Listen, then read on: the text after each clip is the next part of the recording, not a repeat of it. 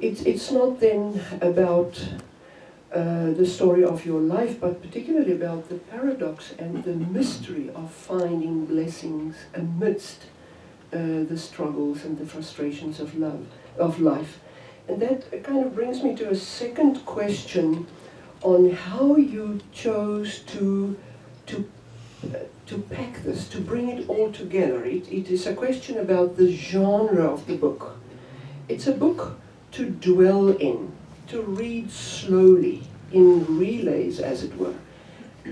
En ek het 'n paar mense al hoor sê, ek het die boek gelees en verskriklik geniet, maar ek sal dit weer en weer belees. It's just too thick and too dense for one phase. So it's a delight to read, yet not so easy to describe in terms of its style. There is no chronology, no history, no times and places, no storyline. It is more contemplation than autobiography. There are incidents that you recall, but only as occasions for reflection. The first chapter explains what it means to be surprised and blessed. The rest consists of 7 chapters, each in the form of a contemporary beatitude, 7 beatitudes of your own choice. It concludes with a brief section on birds. The result is a profound, yet a rare kind of book. Could you perhaps say how you see it yourself, whom you had in mind while writing it, and how you understand its purpose, and if you wish, its relation to your previous book, After the Locusts? Thank you, Elna. Yes. If you are a member of the Academy, and those of you who are will know, that we have to write in order to get research money.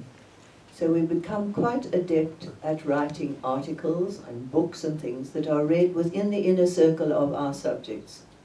They are books that are read by our colleagues, and we are assessed according to our academic writing.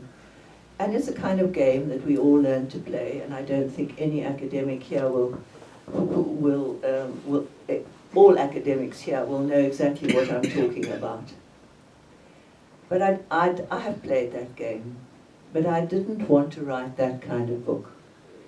I wanted to write a book which would be a book that would be read by what biblical scholars so comically call ordinary readers. And the ordinary reader is for me a member of the community of faith, of any community of faith, a member of, I suppose, the institutional church. But at the same time, I wanted to reach out and write for those many, many people, and who are as research shows, between the ages of 30 and late 50s, who have faith but who are not members of churches for a number of reasons. So that was where I tried, those are the people I tried to write for. And that meant that I had to write in a style which I hoped would communicate directly, simply. But you see, at the same time, I could never discard my theological cap. So I'm aware of the fact that there is theology in this writing, because that's who I am. I am a theologian. And so I hope that I've managed to bridge both, to write simple directly. You see, I have a very strong belief that trained theologians, for all the advantages we're given and the privileges we have, must write so that their writing is accessible to people of faith. And the interesting thing is that I have had people, and well, you will understand that, Julie will understand that. I have a young friend who is a devout Sufi Muslim. She finds resonances in my book.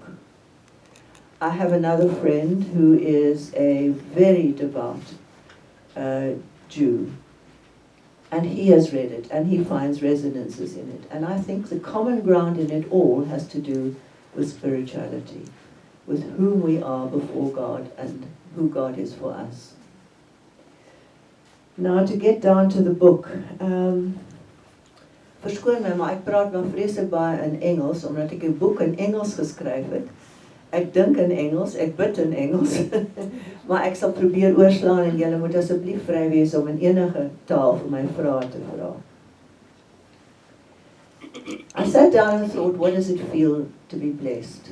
And before I could even start to think about that, I was faced with the paradoxes and contradictions of having the life of faith. And they all had to do with God. There is absolutely, for me, nothing that can make any human being say, God is that and that is so. Tie up God in a box and that is what it is. God is both knowable and unknowable. God is both close and far away.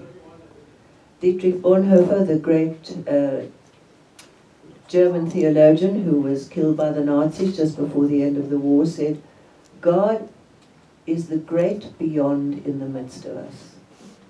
So once one starts to wrestle with who is the great beyond in the midst of us, one has to be able to face paradox and contradiction. So the first chapter is devoted to that, because if we can't do that, we'll end up in fundamentalist thinking. God is this, finish and klar, as somebody famously once said. So I think that the important thing, and for me it was my first chapter, because that runs throughout, my spirituality is not of the kind that gives answers. It is more of the kind that seeks to ask questions. After dealing with paradox, I wrote one that surprised me the most, and that was the question of holiness.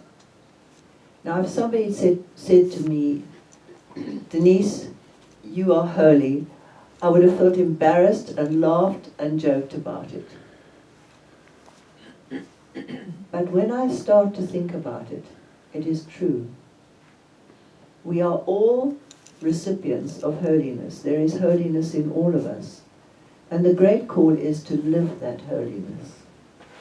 And I write about it in that way, also because the desert fathers and mothers, those people who fled to the deserts of Upper Egypt in the very early times of the Christian church, have played a great role in my own spirituality. There was something in their search for holiness that brought a kind of a simple wisdom that has meant a great deal to me. So I deal with that in the chapter on holiness as well. I write about freedom, and that's not surprising. I'm known as a feminist theologian, and I'm proud of that. So freedom has been for me an important theme throughout my life as a woman. But it is also deeply important for me as a believer, because I think the Christian gospel offers us freedom. Freedom from and in order to be free for. Freedom from all those things that bug us, all those things that seek to undermine our humanity and allow us to move forward in the hope that and in the understanding that to be made in the image of God also means something about being free. So I deal a lot about freedom and what is freedom from, and then look at what we can aspire to. What can we be free for once we've been freed from the stuff that holds us back? I had to write something on gratitude, but this comes out of my childhood. I don't know how many of you were brought up with parents who said to you, ja, jy moet dankie sê, of jy moet dankbaar wees. And I can remember often being very cross about that, because I didn't feel any gratitude at all. But I guess from the perspective of my age, I'm 80 now, when I look back, there is so much in my life that I'm incredibly grateful for. But that sense of gratitude is not something that comes from Denise. Dit is God gegewe. En ek verstaan nou dat om dankbaar te wees is diep deel, om deel te wees van die poging om volgens die evangelie te lewe. Dit is vir my evangelie lewe om dankbaar te wees. En dit is my een van die onaantreklikste karaktertrekke van die mensdom, is ondankbaarheid. And we encounter it all day long. So the fact that my parents told me I had to be grateful sowed some seeds that I'm sure they were not aware of at the time. The one on listening, I know you want to ask me more about, so I'm not going to say anything about it, but the most difficult chapter for me to write was when is enough enough? I'm a privileged person in a country that is stricken with poverty. I only have to get to a traffic light when I see it. 5 kilometers from where I live, there are children who go to school without a meal in their stomachs.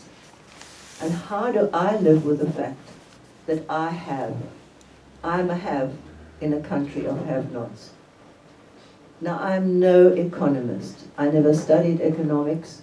So what I write about, those of you who have knowledge of economics, julle sal miskien baie krities kan wees oor wat ek geskryf het. Maar ek het gelees oor globalization, oor kapitalisme, oor al die goed wat ek gedink het wat ek meer en beter moet verstaan. Niks het my gehelp om ontslae te raak van my gevoel van skuld. 'n diep skuld. What does it mean to be a have in a country of have-nots? And writing checks is not the answer. Putting money in the collection plate is part of it, but it's not the answer. It has something to do with the way we live. Are we able to embrace greater simplicity in all we do? Are we able to say no to our desires for more, for this or for that? It is a daily accounting. I find it very difficult, a daily accounting. Do I really need to eat Lindt chocolate, which I like much more than Nestle's? Good taste. So every time I put my hand in my wallet, I'm faced with being a have. And I think, I don't want you to have to enter into all my ups and downs about it, but maybe if you do read that chapter, it will speak to you about what one needs to go through in order to get to a place where you have to be honest with God about what you've been given, share as much as you can, and scale down to greater and greater and greater simplicity in order to be able to live as a have in a place of have-nots. I then wrote a chapter that I think many people might find strange. It has to do with incongruity, with the ability to laugh at yourself. There are jokes in it. Some of my favorite jokes are jokes that come from Jewish people and from the colored community. And I've often found that they share something. And I think once you're on the margins of society in a way, you develop an ability to see things with humor. So I'm afraid in that chapter there are some of my favorite Jewish jokes and some of my favorite colored jokes. And the point of it all is, if we have not learnt to laugh at ourselves and to take ourselves less seriously, how can we face Almighty God? It all has to do ultimately with our vulnerability, with our poverty of spirit. So that is really what that chapter is about. And then lastly, there are about 4 or 5 pages on the blessing of birds. Forgive me, all of you who don't share that with me, but I've been a birder all my life. Well, I can't anymore because I can't see, but I've been a birder all my life, and the joy of bird watching has added to my joy of living, and I simply had to write something about it. But also, I've learned a lot from bird watching. You learn patience. You learn to wait. You learn never to expect things to happen in the way that you think they should. The unexpected is there all the time. And then you learn to be awed by the migrations of birds, by the by their behavior patterns. They're simply awesome. When you think of how the barn swallows can move, 14,000 kilometers, how certain birds hardly ever stop flying, stay on the wing all the time. Watching what are they called? The blue-footed boobies mating in the Galapagos Island was just one of the funniest things I have ever seen. How the male would lift one blue foot like this, and the female would look like this, and then he'd lift the other one. And watching some of the albatrosses there too. I mean, it's for me, bird watching has been one of the things that has enriched my life. So if you're going to write a book about blessings, you have to write about those kind of things as well. So I think that is briefly what the book is about, Elna. Let's see if I get vergeten. Oh yes, from After the Locusts. This book is a book of Beatitudes. After the Locusts was a book of letters. I wrote letters to people who are important to me. And basically that book was also, the question underlying it is the same as this one, what makes life worth living? But it is a book far more centered on my experience of wrestling with justice issues as a white person living in South Africa. And so I think that was probably much more the thrust there than in this one. Looking at, what it means to have lived the majority of my life through apartheid. What it has taught me and how I've come out the other end. I think a very sad, in some respects, and damaged white person, because it's inevitable. And so I wrote those letters often with that kind of thrust in mind. Thanks, Elma.